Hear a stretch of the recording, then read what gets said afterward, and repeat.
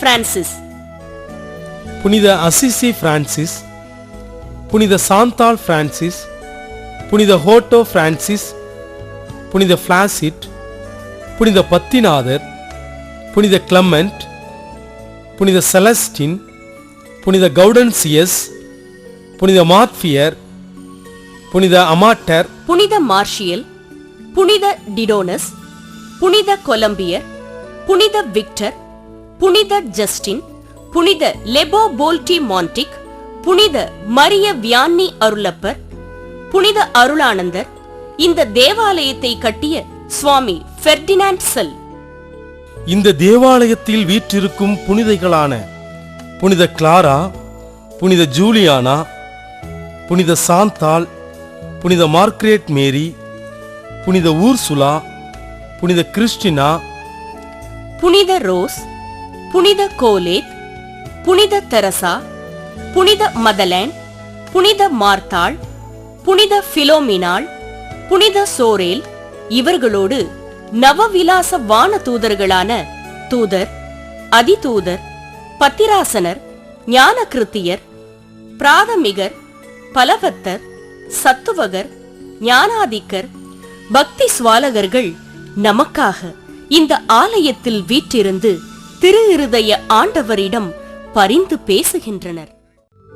இந்த தேவாலயத்தை கட்டிய அருட்தந்தை பெர்டினாண்ட் செல் அடிகளாரின் கல்லறை ஆலயத்தின் இடப்பக்கத்தில் வியாகுல அன்னை சுரூபத்திற்கு முன்பாக அமைக்கப்பட்டுள்ளது.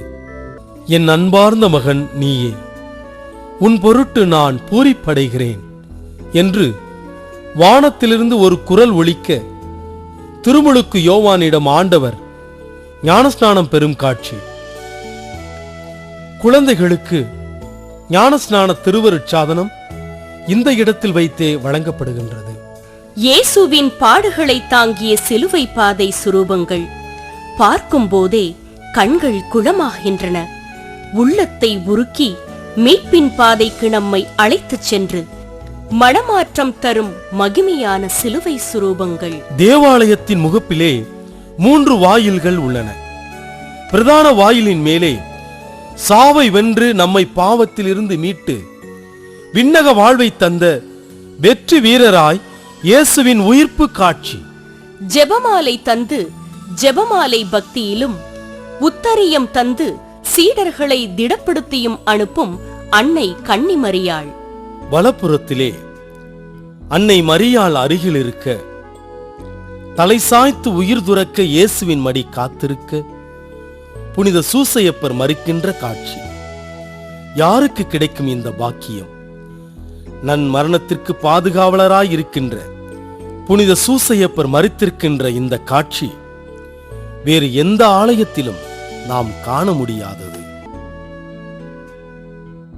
தேவாலயத்தின் தென்புறத்திலே வாயிலின் மேற்புறம் அன்னை மரியாள் மோட்ச அரசியாக தந்தையாம் இறைவனால் முடிசூடப்படும் காட்சியை விளக்கும் பளபளக்கும் சலவைக்கல் ஓவியச் சிற்பம் நூற்றாண்டுகளை கடந்தும் மங்காமல் அன்னையின் மகிமைக்குரிய காட்சியை ஒளிவீசச் செய்கிறது. நூற்றாண்டுகளை கடந்தும் சூரிய ஒளிப்பட்டு பிரகாசமாய் ஒளி வீசும் கண்ணாடி சித்திரங்கள். திருக்குடும்பம் பணியில் ஈடுபட்டிருப்பது, மாதாவின் விண்ணேற்றம், இயேசுவை காணிக்கையாய் ஒப்புக் கொடுத்தல், இயேசுவின் விண்ணேற்பு முதலியவை வண்ண கண்ணாடிகளில் தென்கோடி வடகோடி சுவர்களில் எழில் தருகின்றன. முள்முடி, ஆணி, சுத்தியல், இயேசுவின் திருமுகம், கற்றூன், கசை, சேவல் முதலியவற்றை சம்மணசுக்கள் காண்பிப்பதாய் உள்ள கண்ணாடி சித்திரங்கள் இயேசுவின் பாடுகளை நினைவூட்டுகின்றன. ஆலய கோபுரத்தினுள் பெரிய மணி ஒன்றும் சிறிய மணி ஒன்றுமாக 2 மணிகள் இருந்தன. எப்போதெல்லாம் இம்மணி ஒலிக்கிறதோ அப்போது இருதய ஒளி மூலம் ஆண்டவர் உங்களை அழைக்கிறார் என்ற வாசகத்தை மணியில் பொறித்து சீமாட்டி மரியா அன்னாள் அவர்கள் அளித்திருந்தார்கள். ஆலயத்தின் சுவர்களில் விரிசல் ஏற்படுவதைக் கண்டு கோபுரத்திலிருந்து 2 மணிகளும் இறக்கப்பட்டன.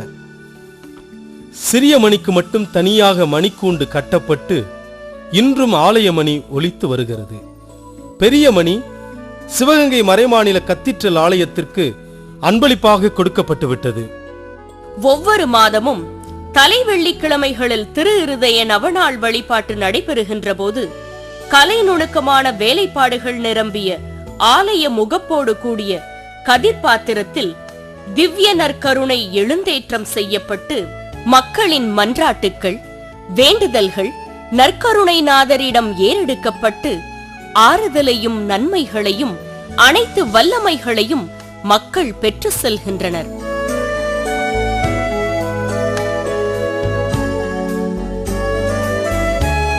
ஆலய திருப்பணிகள் தொடங்குவதற்கு முன்னரே அன்பர்கள் இயக்கம் தொடங்கப்பட்டு 7/8/1992 இடைக்காட்டூரில் இயேசுவின் திரு இருதய நவநாள் பங்குத்தந்தை அருளானந்தம் அவர்களின் தலைமையில் அருட்தந்தை திவ்யானந்தம் அடிகளார் அவர்களால் தொடங்கப்பட்டது.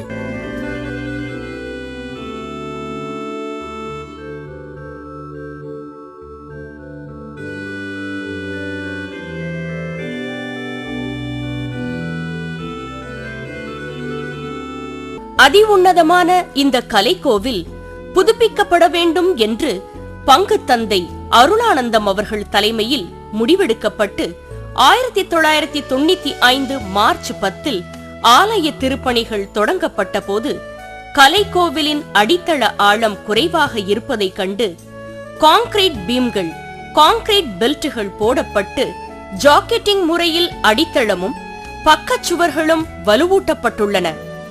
ஆலயத்தின் பின்புறம் கருங்கல் முட்டுத்தூண்கள் எழுப்பப்பட்டுள்ளன. பழமையும் கோத்திக் கலை அழகு மாறாமல் சுவர்களுக்கு புது பூச்சும் சுர்பங்களுக்கு வண்ணங்களும் தொடுக்கப்பட்டு ஆலயம் முற்றிலும் புதுப்பிக்கப்பட்டு இன்று புது பொலிவுடன் காட்சி தருகிறது.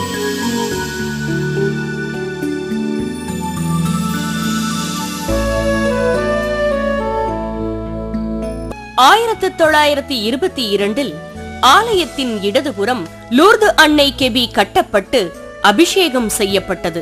அன்னையின் வணக்க மாதமான மே மாதத்தில் ஜெபமாலை பக்தி முயற்சிகள் சிறப்பாக நடத்தப்பட்டு வருகின்றன.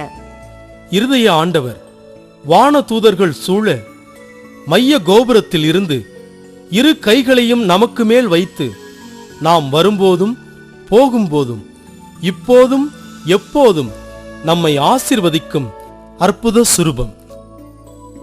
சிவகங்கை மறைமாநிலத்தின் முன்னாள் ஆயர் மேதகு எட்வர்ட் பிரான்சிஸ் அவர்கள் இடைக்காட்டூர்